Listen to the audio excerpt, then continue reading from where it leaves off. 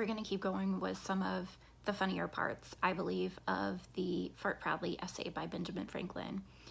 It says, "Permit me then humbly to propose one of that sort of your consideration, and through you, if you approve it, for the serious inquiry of learned physicians, chemists, and of this enlightened age.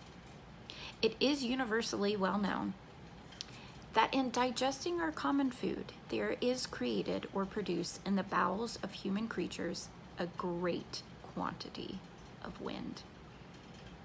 That the permitting this air to escape and mix with the atmosphere is usually offensive to the company from the fetid smell that accompanies it.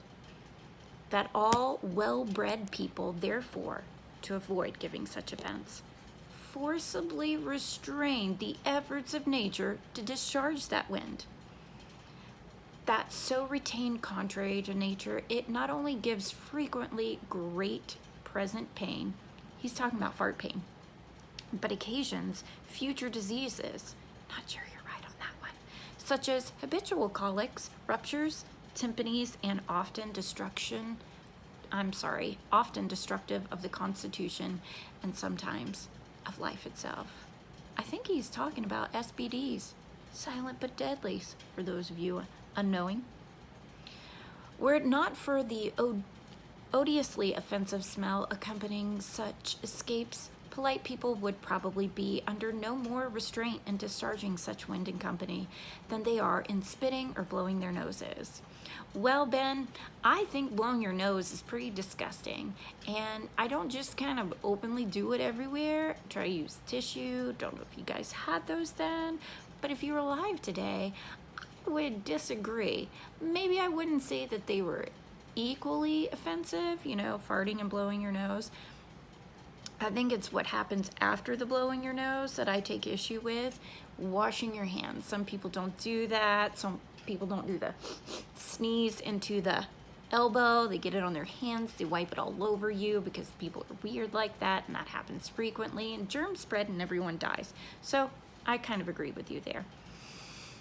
My prize question, therefore, shall be to discover some drug, wholesome and not disagreeable, to be mixed with our common food or sauces, that shall render the natural discharges of wind from our bodies not only inoffensive, but agreeable as perfumes." That's right, he wants our farts to smell like roses. I actually don't like the smell of roses, so maybe something else. Honeysuckle? I'd go with that. Lavender? I like lavender. I'd take some lavender farts.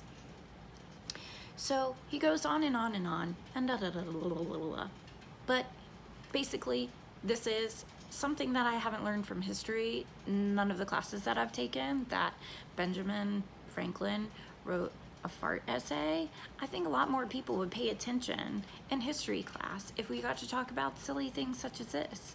And it is an important part of our history. It's one of our farting fathers speaking about farts. And bumping their table on, dyslexic, bumping their camera on the table. I'm pretty sure that's what he did. All right, if you have any comments, any fart emojis or anything you'd like to post, let me know and tell me what you think about, or if you knew about Benjamin Franklin writing fart. Yeah,